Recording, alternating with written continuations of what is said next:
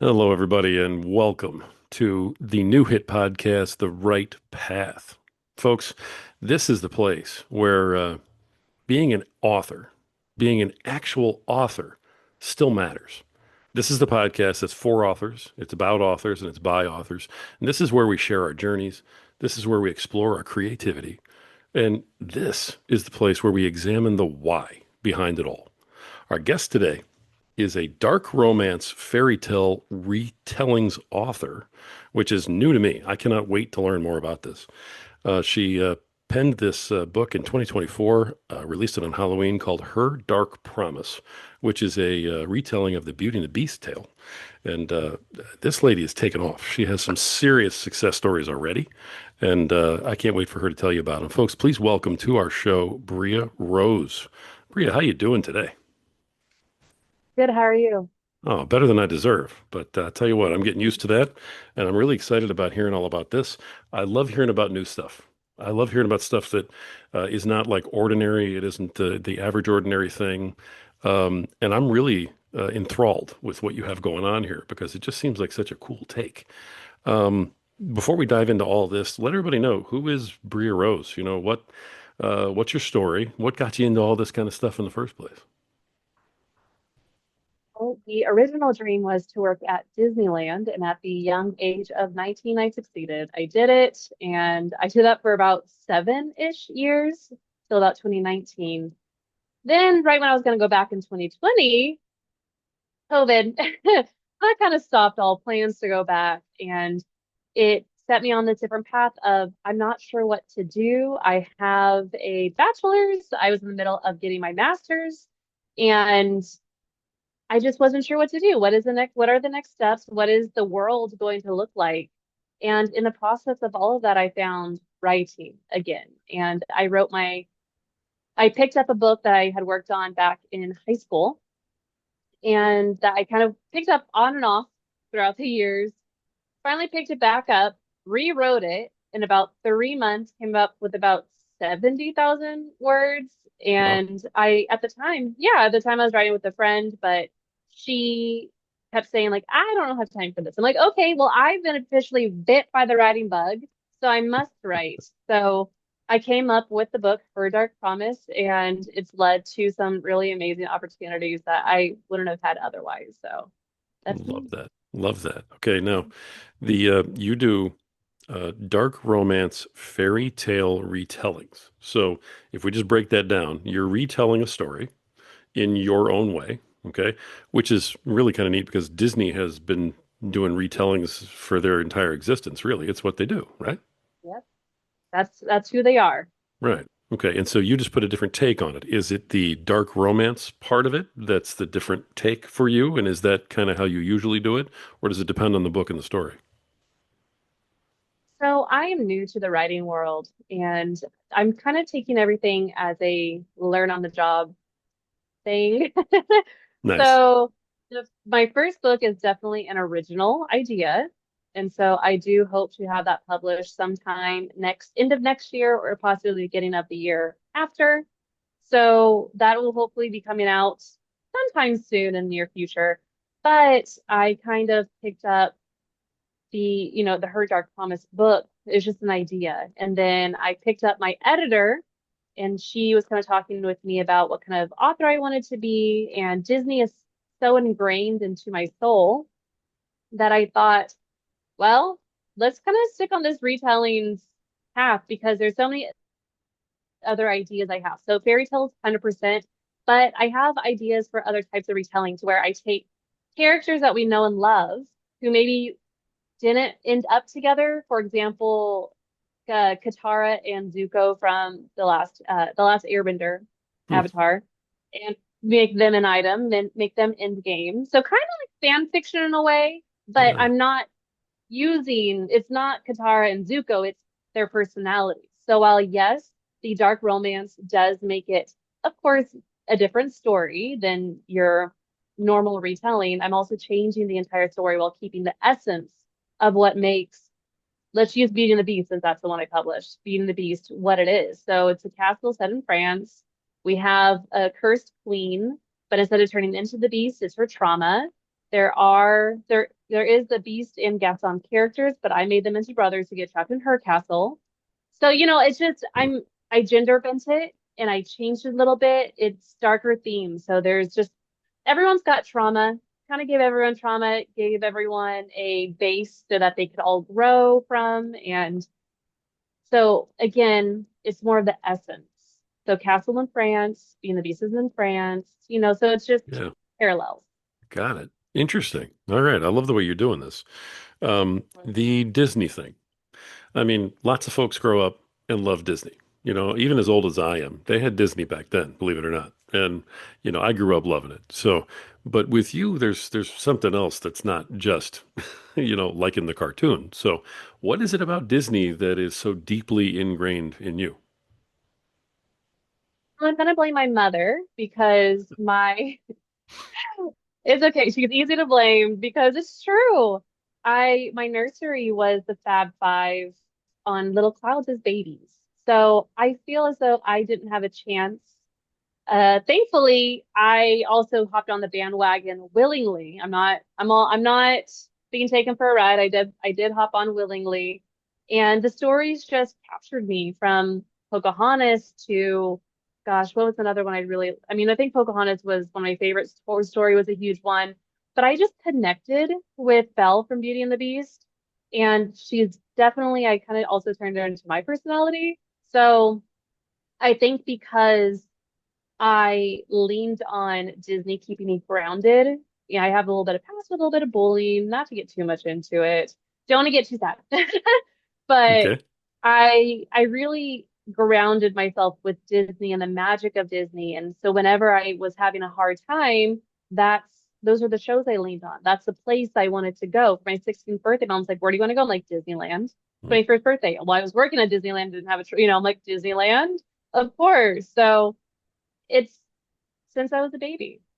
Nice. Nice. Okay. Well, so I'm not crazy. There is a deep rooted, I mean, from when you were a child, for crying out loud, you've been a huge fan, it sounds like. So, okay. And so the one that you identify with the most is Belle out of all Yep. of them. Now, you mentioned Pocahontas. So, does that take you down the Anastasia Mulan type tree also? Or is Oh. Belle really more like, your style? Sells it. I mean, Pocahontas, the other stories are beautiful. Do not get me wrong. I love them all for different reasons. Belle is just my girl. So if I'm going to choose anybody, that's the one I'm going to go to bat for whenever. Though I will say, I did go to like a Sunday school overnight thing, and I almost got into, not into a fist fight. It was definitely a verbal altercation, but she was trying to fight me on Snow White. And I had to call my mom up. I'm like, "Hey mom, you gotta come get me because I'm about to fight this lady." I called her. I'm like, "I'm about to fight her." She's like, "Why? What's going on?" I'm like, "Because she's talking smack about Snow White." And she's like, "All right, on my way." She's like, "I get it." Wow. All So right. I have a well, yeah, don't talk about Snow White. She did what she had to do back in the 30s. What did you want her to be an Elsa? No, she could not be an Elsa in the 30s. That just wasn't a possibility. Yeah, So you do have to take into account the time frame. 100%. Absolutely, you do. yes, Right. 100%. People watch a cartoon over live action films. Well, don't come after Snow White unless we want to come after the most recent, but that's another topic for another day, maybe. All right, I got you. I hear you loud and clear. All right, wonderful. The so of the new books that you have coming up too, then you have this one that came out about a year ago. Okay, Yeah, sounds like it's doing pretty well, and you're happy with where it is. Yes, yeah.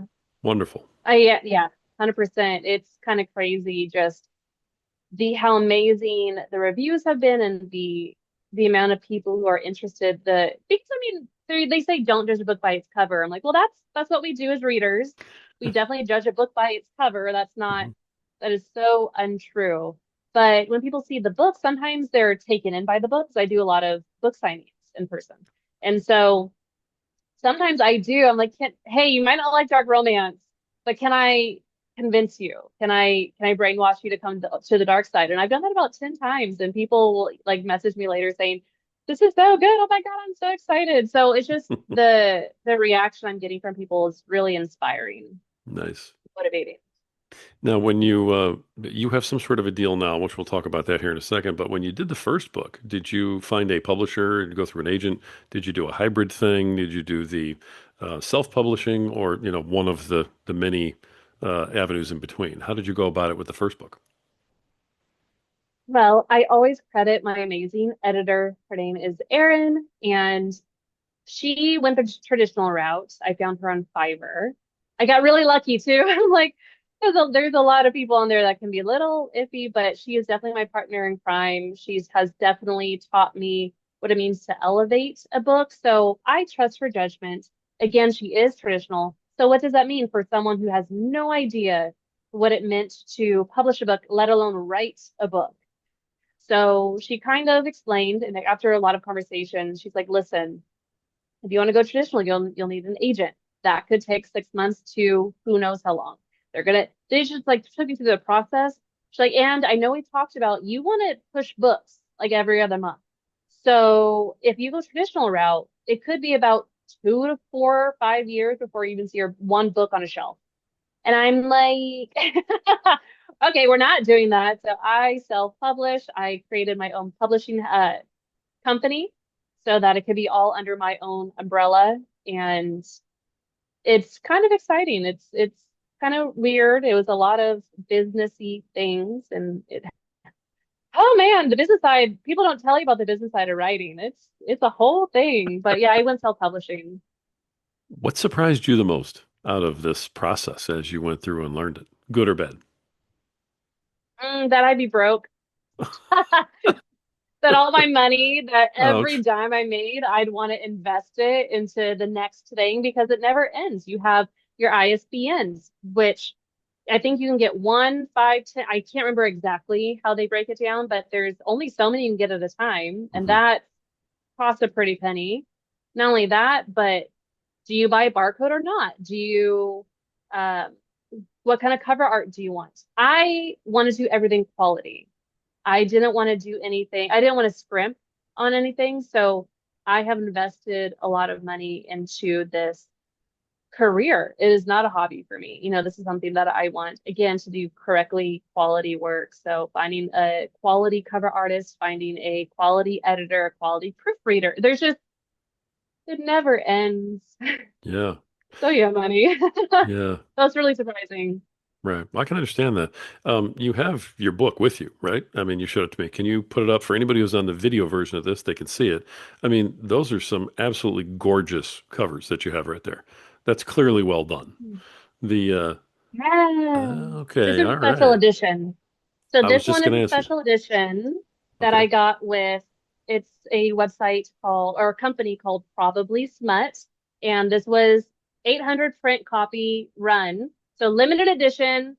It sold out in about 25 minutes, which is incredible. Wow. 800 people liked it. It was a blind date with a book, so they had no idea they were getting this copy. And yeah, no, I'm so impressed with just how amazing it came out. And then this is my original. And Yeah, I that actually had a friend do the edges. that tells a little bit of a different story right there. It does. I want my book covers to represent the story themselves. So, of course, I mean, at first glance, you're like, oh, this is kind of crazy when you hear about it being a Beauty and the Beast retelling. Hopefully, the dots will connect and you'll see, oh, well, yeah, it's the Beast portrait for Hmm. sure. Right, exactly. I because I've seen the movie and my daughter absolutely loved it, so I've probably seen it several hundred times. I do Right? remember that they were all his pictures that had been scratched out because he didn't like looking at himself. Yeah. So that was the first thing I thought Yeah. when I saw that. I was like, oh, because she's the beast. Perfect. Right, got it. I don't Yep. want to. I don't want to let that out of the bag. Did I just give away a secret? Because if I did, I'll just back up and shut No. up. Okay. Oh, no, no, no. Okay. That's perfect. All Nope. right. Yeah, that's my whenever I talk to people in person or through a drive-through or anything, because I talk to everybody because I'm again self-published. If no one else is going to talk about my book but me. Right. Yeah. Exactly. So my pitch is it is a dark romance. Why choose Beauty and the Beast retelling with a twist where Belle's the Beast, Beast and Gaston are brothers who get trapped in her castle. So that's my pitch. So I tell people right after that she is the Beast. Nice. Nice. Okay. All right. I'm like, hey, please tell me I didn't just let All something out. All right. good. I'm gonna have to start Nope, signing we're all good. non-disclosure agreements before I bring people on this podcast. All right. No, I love that. And so, I mean, it is a complete retelling, and you modified it, in terms of the gender switch, obviously, but then that changes a significant piece of the story coming out that way also Oh when you do yeah. that. Yeah, absolutely. Okay, great. And then I would imagine it also changes who the readers connect with and how. So my book is really heavy on connecting with people, not only just Disney adults, but people who feel like they don't belong, that they feel broken, they feel shattered, they feel not feel, but they have been outcasted by family, friends for their race, their orientation, who they are as individuals. So actually, my dedication guard souls, may you find the strength to heal and embrace those who cherish every fragment of your being. Now, oh no, come back. No, your picture froze for a minute, but I can still hear you. Give me one sec. Let's see. We got. Okay. All right. So hey, we don't edit because this is just life and it's how it goes within the world of Zoom. But you were reading the dedication and you went out a little bit. Do you mind reading that one more time, just so that I can make sure that gets out because that's an important thing here. Yeah. So I wrote this book for discard souls. May you find the strength to heal and embrace those who cherish every fragment of your being. Nice.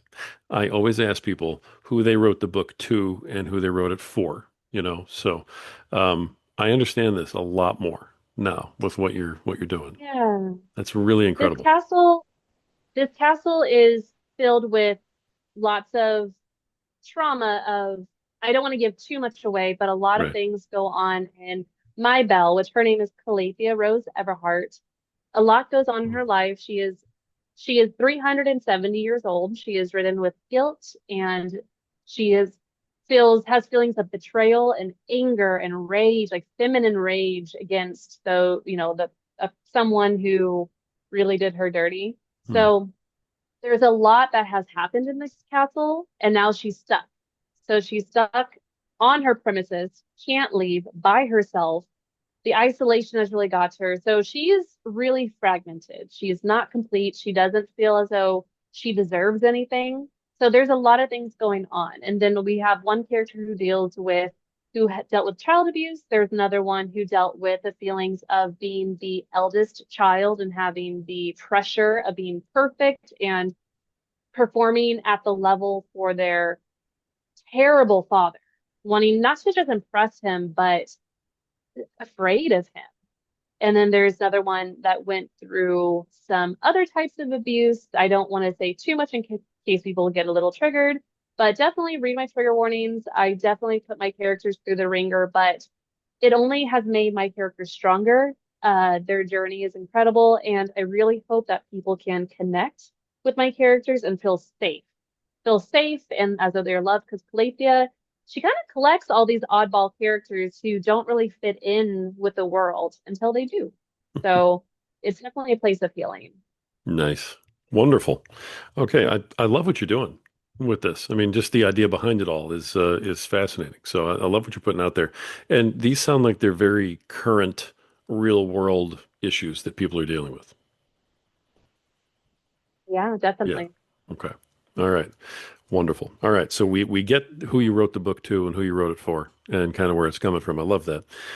Moving forward, you hit it big with this book because you got some serious attention and you got a Yeah. contract with somebody, right? You want to tell everybody about that because that's a huge success story for an out of the gate first time author to land where you did. Yeah. I mean, I'm so thankful and honored that they reached out. But even like before that with the special edition, they agreed, the probably Smut Company agreed to someone who had maybe 500 followers on Instagram, not even probably 1,000 followers on TikTok. So I definitely was not well known. And it was only a month after I actually no, about 3 weeks after I published the book, they reached out saying, "Hey, this actually sounds cool." A month later, so mid-December, again, not 2 months, they said, "No, we want this and we'll publish it next spring." I'm like, okay, cool. I got paid for 800 copies of the book. And then during that process, I got, as you said, the contract for to write a story for one more chapter, which is part of the HarperCollins family. Hmm. And that was just an incredible email to receive. I had no idea what that would even be about. I mean, I get a lot of emails saying, hey, do you want us to like we'll feature your book in our Facebook group and we'll get this, so I get a lot of spammy type of emails. You really don't know what's true, what's not. It's a little difficult, but I am so happy that I took a chance. I took a day off work because she is from England, the UK, and it was a Zoom. And she's like, "Hey, I know this is kind of crazy, but this is who we are. This is what we're doing." I'm like, "Oh, okay, so okay." And so she presented an idea, and she said, "Can you do this in about 5 months?" And I said, yeah, I'm definitely going to do that in 5 months. We're going to definitely handle that. So I don't care what I have to do. I have to have so many sleepless nights. Because mind you, this book, Her Dark Promise, took about 2 years. And now she's asking me to produce 80,000 words in 5 months. So that's very different timing. Yeah. And I told her, I'm like, you know what? I'm up to the challenge. Let's do this. And I actually just sent in the first rough draft end of September. Nice. All right. So you're already off and running into your Crazy. 5 month time frame here. Oh yeah, I'm so excited. I'm a little nervous to hear back from her because she is the first person that I have sent a rough draft to besides my editor. And even with my editor, about 2.5, 3 years later, I tell her, okay, this is like the first rough draft. It's not perfect. I'm still a little nervous to kind of get the first set of words out. And I just have to remind myself, even the amazing Sarah J. Maas, Stephen King, even all those people have a team. It takes a team to publish a book. So I gotta just trust the process and it will come all together eventually. That's fantastic for you. I'm really, really, really happy for you to hear this kind of success, at this point in your career. It just bodes really well for things to come. So, I mean, we're going to be hearing a lot from Bria Rose in the future, I'm sure.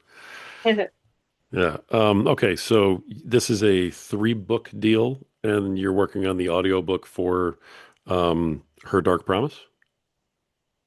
So that is only a one book deal. Ah, I'm okay. hoping to knock it out of the park for the one more chapter company so that I am going to pitch a multi-book series to them Ah, and hopefully they're going to be into it. It definitely has been something I've been thinking about for the last couple of years.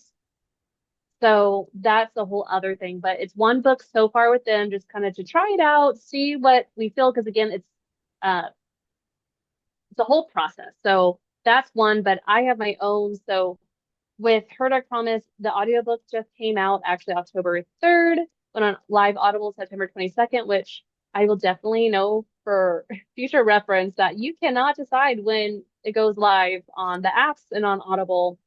So legally and officially, my audiobook went live October 3rd with Jacob Morgan and Grace Noble, and I'm so excited for people to hear my book, which made me really blush. It was kind of crazy how these people brought these characters to life in such a crazy way. nice. Now you said these people, so you didn't read the book. You have a team of people reading it? I had two. So I had Jacob Morgan and Grace Noble. And then Grace Noble did the producing of the audiobook. So we were a 3-man, well, 2-man because I already wrote the book and they just had to do all the stuff. So I just had to pay. And so it's nice. I didn't have to worry about too much. It's just, okay, thank you so much for your amazing talent. I'll call you again when That's I got great. more money. Right. Yeah. There you go. As soon as I get a little more money, we'll take care of it. Yeah. So the book that's coming out then, the HarperCollins book, I Yes. know that you can't tell us what the book's about. Is there anything that you can tell us? Just to kind of wet everybody's whistle and give them an idea of what might be coming? It is a retelling. Everybody knows that it is a movie.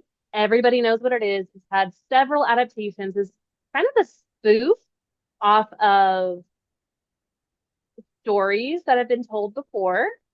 And I definitely did a gender bent story. I kept the essence of the original movie. And I made my female main character Black Cat energy. And I made my main male character a, this is a long sentence. It is a morally gray golden retriever energy man with a human. Maybe the FMC is maybe not so human, but he is definitely a human who has ASPD, which is antisocial personality disorder. So he is unapologetically obsessed with her, and she's like, okay, you're coming on a little too much. So I have these really amazing characters. The guy actually, for those who are anime fans, a huge anime fan, he is actually based off of the main, what's his name? The main male character of Yakuza Fiance. So he's a little unhinged and well, all the right amounts of red flags. It's great. I'm excited. And there's a quest, there's a journey. People might get hurt. I'm trying to skip it without Wow. giving it. There's maybe Right. like magical creatures of all kinds and all sorts. There's kingdoms. There's uh she wanted something similar to Haunting Adeline, just without the super, super, super dark things that happen in it. So forced proximity. So then enemies to lovers. So if any of that kind of intrigues you, again, Wow. hopefully I'll be able to talk about it in the coming months, the next 2 months, once we have a title and book covers and things to reveal. Wow. Okay. I love that. A My lot. goodness. I mean, that is a ton, but it's fantastic. So, um, Yeah. as you've been, giving me your descriptions and that kind of thing, you deal with a lot of it sounds like maybe mental health type scenarios, things people are dealing with in real time today. So they're current. Um, do you have a background in that, or are these all different things that you ended up having to research and learn about so you could write about them? Both. I mean, there are certain situations where I may have delved a little bit into my personal realm of experiences, and then there's some like ASPD that I know nothing about, but I think my love of kind of like psycho and like sociopaths, psychopaths, that love where I came from was Rena Kent. Rena Kent is such an amazing author. One of my favorite series, Legacy of Gods, just blew me away. I'm like, whoa, whoa, whoa, whoa. I could write characters like this. This is just, it mind boggled me. I fell in love. I'm manifesting it. Her and I are going to be friends one day. I'm very excited. I just want to pick her brain. Just let's go to coffee. Just one day. I'll just give me an hour. And I don't even like coffee, but I'll drink coffee for her. Like we'll be friends. I'll drink a smoothie. I'll drink tea. So it going back to the more mental health side, I don't know what has drawn me to dark romance, but you can't have dark romance without having to talk about mental health because dark romance is all about trigger warnings and giving people trauma. I mean, it truly is. Right. So, in order to appropriately talk about and write about these people, like real life experiences, you have to do your research if it did not happen to you. So, for certain types of abuse, how would someone who is a survivor, how would they react? What is the long term? There's just so much to it. There's a lot of research, a lot of talking to people and interviews and ensuring that I am giving them the best representation, like it's also vindication. It's as though these people who have gone through these different types of traumas, they get to maybe they didn't get their not just revenge, but I don't know another word for it. They didn't get vindicated, I guess. I don't know another really good word for it, but maybe reading my book and seeing that the really bad guys do get what's coming to them helps them sleep a little bit better at night. Hmm. There is someone in Her Dark Promise who did a really, really bad thing to one of the characters, and he definitely gets his.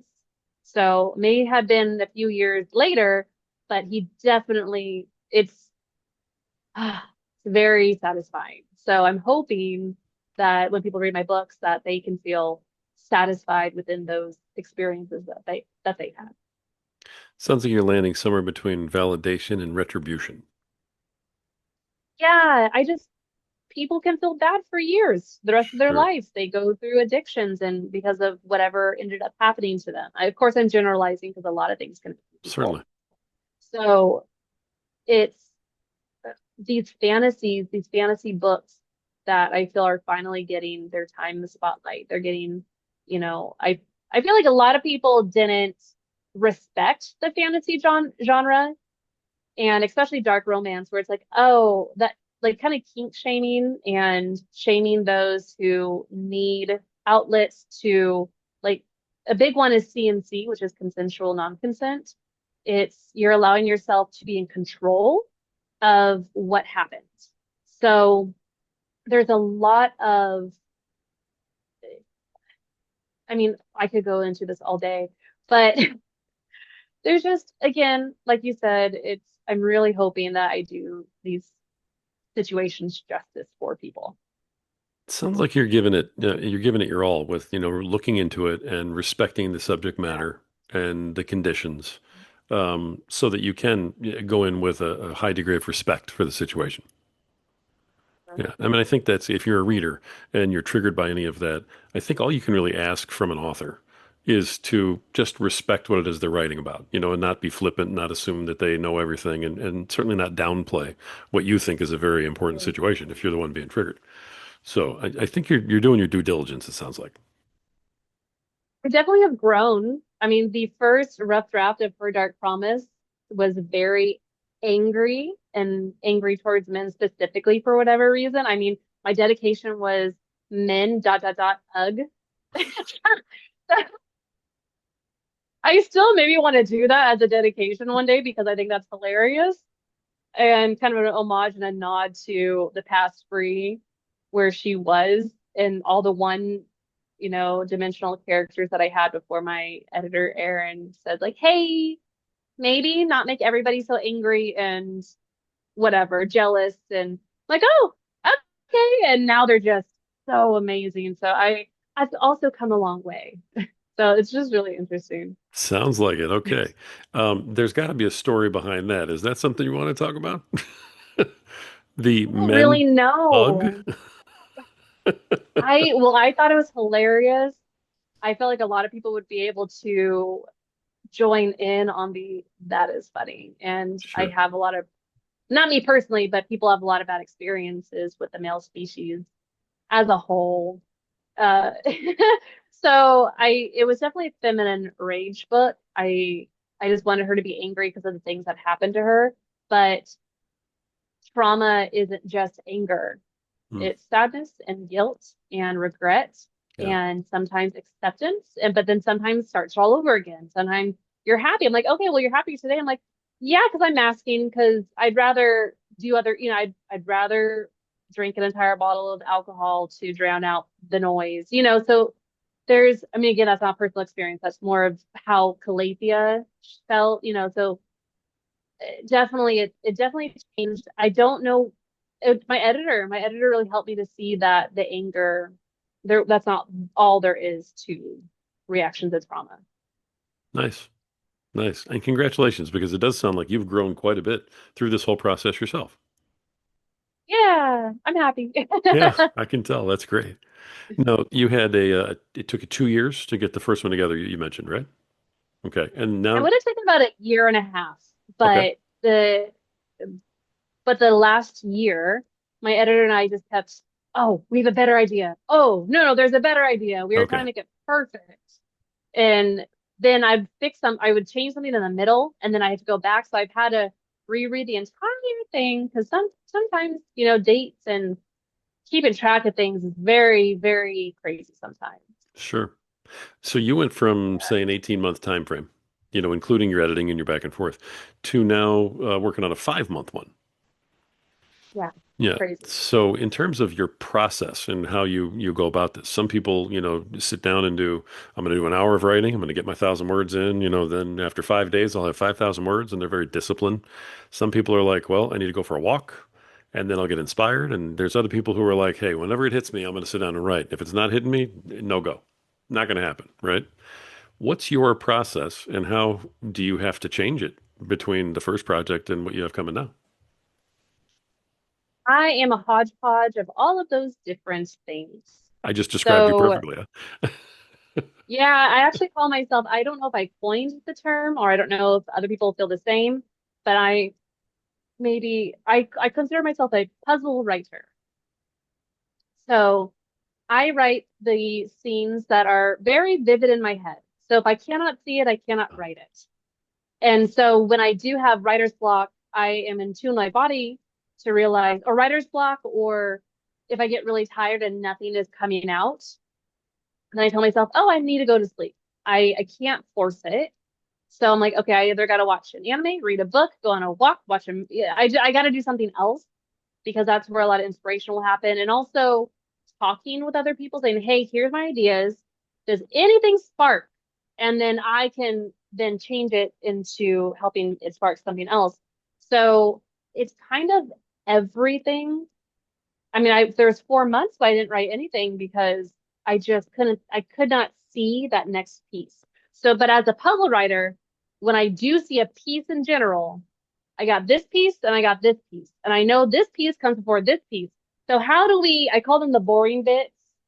How do we get there? What is a boring bit going to be? Because everything has to be interesting. Every single word, every single page needs to keep the reader invested. And so how are we going to make this boring bit not boring? A to Z. So then I write those boring bits in later once I have these really random scenes that are clear in my head. So I don't outline. It does not work for me. I don't do chronological. I tried that with the book for one more chapter. And sometimes, I mean, I want to get as many words done as possible. So, I mean, I'm also a procrastinator. So I tell myself, oh, I'll just do it tomorrow. I'll just do it tomorrow. And I'm like, oh, I got 2 weeks left. I got to write some words. So in 1 week, I sat down, barely moved. My feet hurt really bad. And I wrote 20,000 words, I think, Hmm. Wow. just because it was just flowing. And I'm like, okay, we got to go on this. I want to make sure it's perfect, revising this and that and writing new things. And uh, so, yeah, it's a hodgepodge of things, but hopefully it'll make more sense the more books I write. As of right now, that's where we are. Nice. Nice. That's okay. Hey, if your process literally is whatever comes, whatever happens, happens, that's actually a process. So, I mean, that works out. Yeah, That's great. Okay. I love the puzzle writer thing. You're just going to write a piece of the book, whatever is coming to you and whatever is really sort of, hot and cooking. You're going to write that, you're going to get that out, and then you're going to fit it in where it goes later on. exactly. Yeah, I love that. If you coined that, is it okay if I repeat that sometime and utilize that? Is that all right? So I'm going to trademark it though, but I will, you can use it. Okay. When you trademark it, send me an email or something, and I'll stop using it. But I love that description. I think it's just so perfect. There's a lot of people who do it like that. So good for you. As long as you have something that works. So good. It's true. Yeah, cool. Um, at this point, you have put in, you've put a lot into a short period of time. You've crammed a ton of experience into a short period of time. It takes a lot of authors many years to experience everything that you've gone through, which is fantastic for you. What are some of the things that you've learned that you could like tell other authors who are getting into the business that maybe you didn't see coming, maybe surprised you, sort of some advice for other authors from somebody who has been through a lot in a short period of time? You know what's so crazy is that I feel as though I've gotten so much done, but then nothing at all. Ugh, It's weird. I And I think that's really hard for authors who some go viral. So when I compare myself to someone who has gone viral, I say, I haven't gone viral on social media yet. There's a lot of feelings there because if I did blow up, that could literally change my life and I could quit my, part-time job, do this full time. And so, but when you compare people, you have to realize, oh, that person has 6 books prior to the one that just went viral. Oh, this person has been with their publishing house for a couple of years. So you can't compare. I think that's the biggest one for me. I just have to remind myself that I am someone's viral social media. I am someone's success story where I got a special edition book, only a couple, agreed a couple months after publishing. I published my self-published my first book without anything, and within not even a whole year, I have an ebook, audiobook, paperback, hardback, working on a story for a oh, You're good. I so got you. close. And no.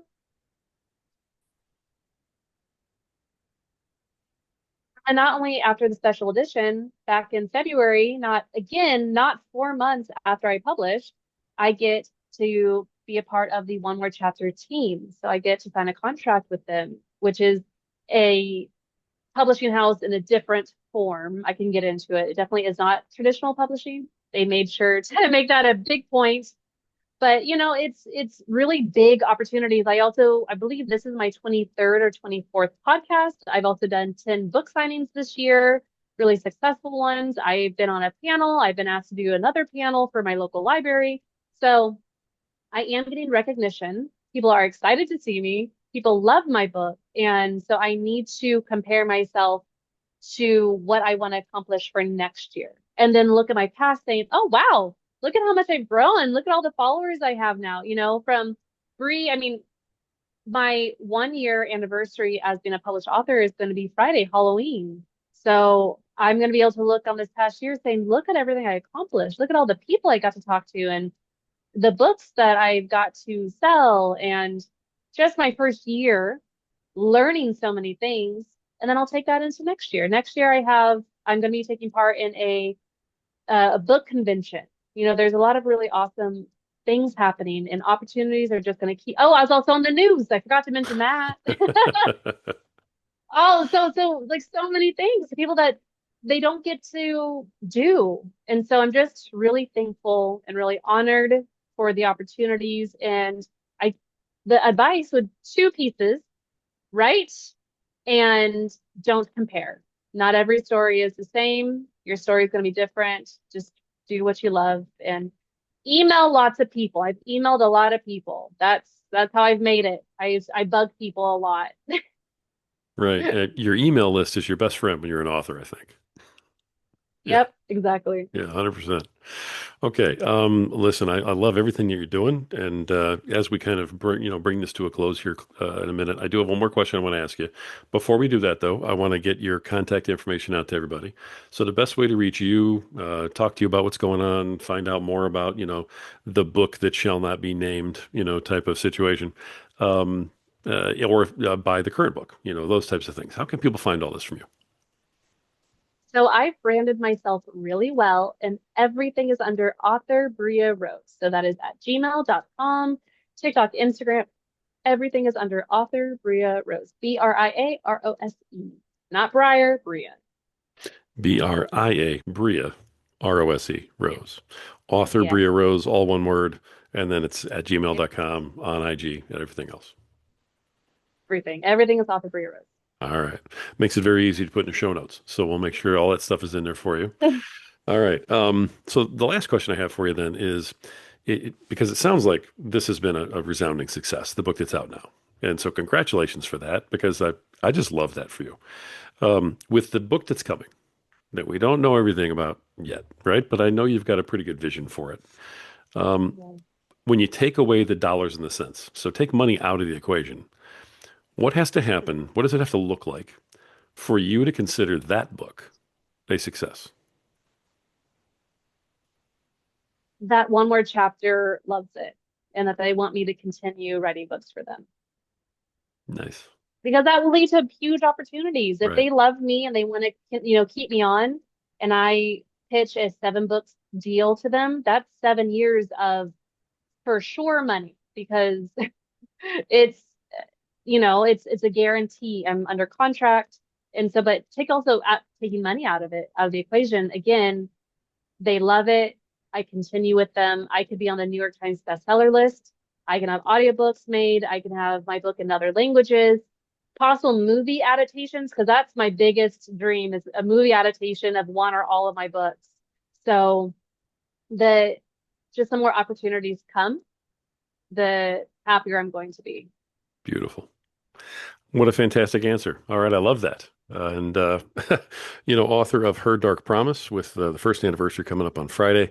When this episode airs, it will have already passed that. So happy anniversary to you. That's fantastic. Thank you so much. Author Bria Rose. Bria, you've been absolutely wonderful to have on today, and you've shared so much so openly. I just know other authors are going to hear this, and it's really going to resonate. Thank you for being on today. I really appreciate it. Thank you so much for having me. I really enjoyed our talk. Thank you. All right, me too. Folks, my goodness, what an episode, what an author, and what a fantastic idea for the books that she's putting out there. We wish you absolutely all the best. And this has been another just authentically powerful episode of The Right Path, folks, where the truth still counts and the keyboard calls us home. This is the place where, authors know that every page is a step forward. So let's lift each other up. Let's dust each other off and let's move forward together.